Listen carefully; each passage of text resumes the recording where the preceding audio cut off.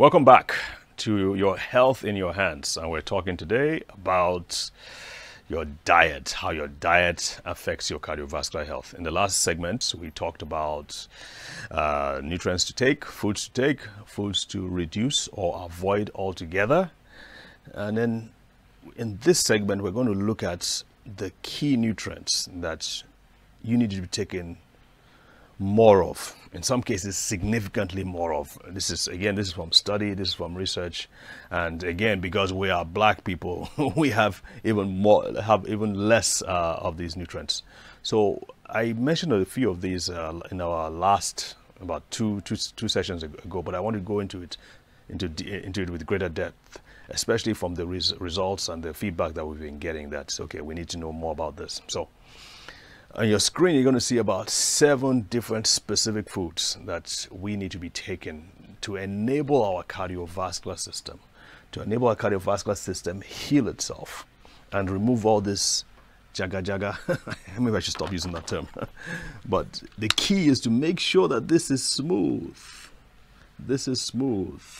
And this is healthy, and that the muscles are, the blood is flowing as it should. It's getting to the right organs, the heart, the lungs, and all that, and that everybody is happy. Because if you don't, if I don't know if you realize this, but if your heart, if your bones aren't getting enough oxygen and nutrients, if you don't get enough blood flow, your bones won't be healthy. If your kidneys aren't getting enough blood flow, your kidneys won't be healthy. If your brain isn't getting enough blood flow, your brain, you may not die, obviously, but you just won't be able to function like you should.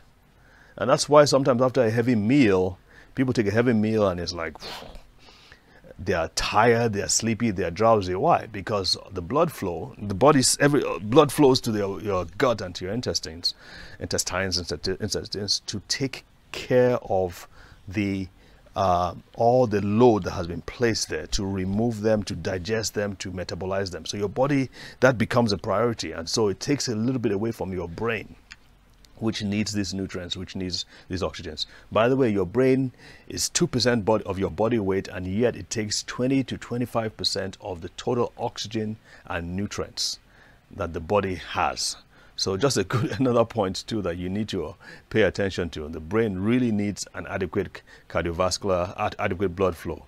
It really needs that. And so all of what we're talking about is to ensure that you know the things that you need to do to ensure that you have your brain and the other organs have adequate blood flow. So number 1, we talked about vitamin D3 before. If you're not able to get enough from the sun, which most of us are not, most of us stay indoors when we work, unless you're farming. You're exposed to, heat, the sunlight for about an hour. You need at least an hour of full exposure to the sun to get enough vitamin D3. Most of us are not getting that, so you need supplements. If you go to vitamindcouncil.org, the recommendation now is not 400 international units like you've been made to think. It's actually as high as 5,000. Yes, I said that. It's actually as high as 5,000 international units. They are fine. And then for we black people, I have friends in the US who work with both whites and blacks, and when they test their vitamin D3 levels, white and black people are consistently much lower than white people are. So we need to have enough of vitamin D3. And so again, the recommendation is about some say 2,500. So let's go with 2,500 to 5,000 international units. It is a very safe vitamin. It is very helpful. It is very, your body uses it. So don't worry. There's no danger of overdose at that level, especially for an adult. But check with your doctor and ask about it. So therefore you need to get them in supplements. So then all the nutrients we'll be talking about now, I'll be talking about supplementation really, as opposed to diets, because most diets simply will not provide or will not be able to provide you with these nutrients. Vitamin D3, like we said before, is very important for heart health. It has been shown, vitamin D3 has been shown to actually help to reverse.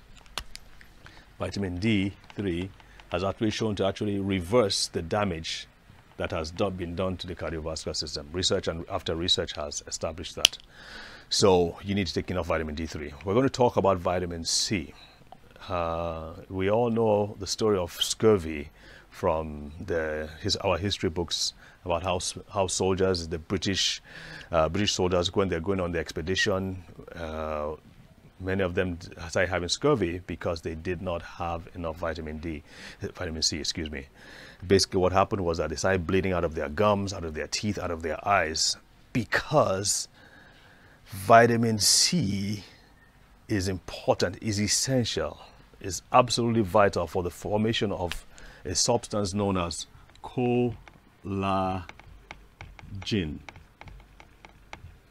Collagen is a protein, it's abundant in the whole body.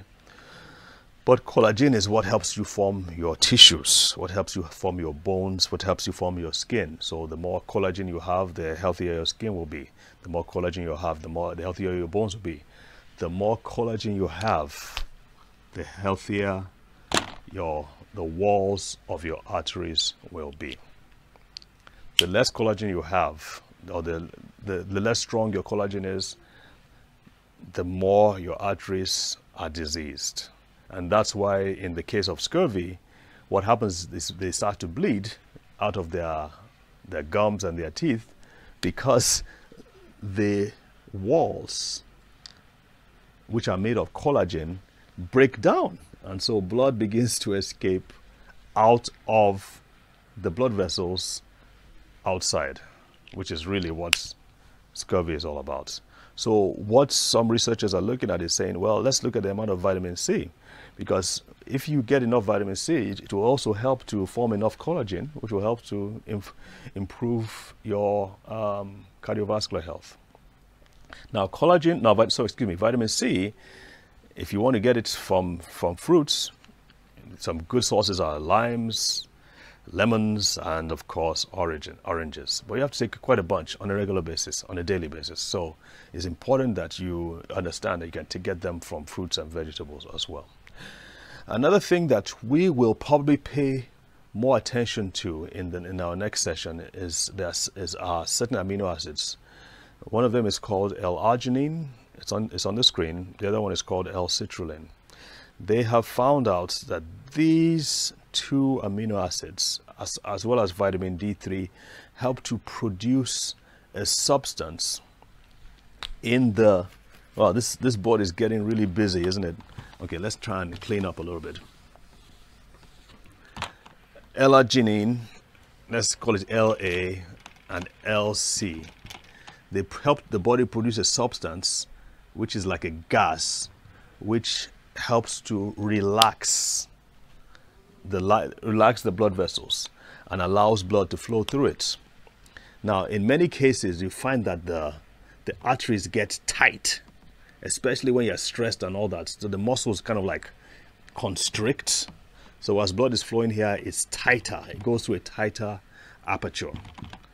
So what's this factor? It's called an endothelial relaxing factor. I'll probably tell you the actual name in another session.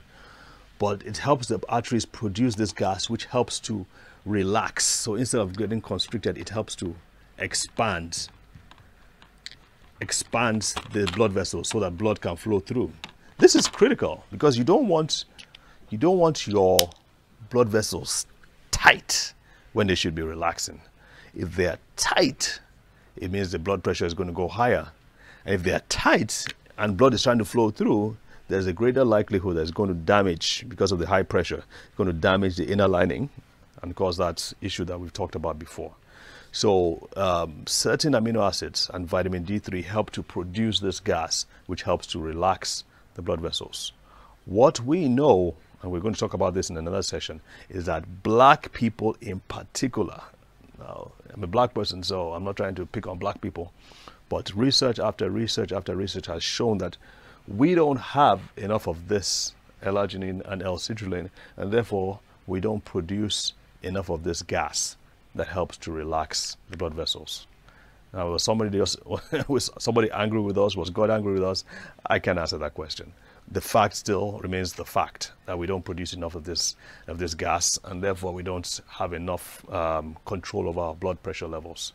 And that is one of the reasons why we are more prone to it. I have patients who are having blood pressure in their 200 and above and collapsing. One relative of mine collapsed at work. He was in his early 30s, and when we took him to the hospital, his blood pressure was through the roof. I have another person I know. He was in the UK. He is just 26 years of age, when he is supposed to be in your prime.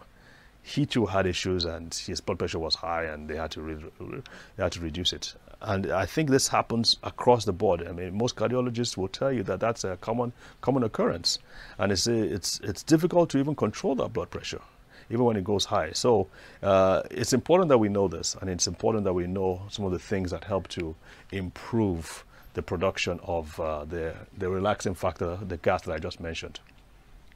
Probably in another session, we'll talk about some of the other chemicals that your body needs to have in order to ensure that it has a healthy cardiovascular system. We've talked about 4 of probably the most important, so stay tuned. Be sure to send in your comments, your questions. Let us know what's going on. We'll be sure to engage with you. Thank you for listening. Again, this is Your Health in Your Hands. I'm Dr. David Ajibade. Have a great day.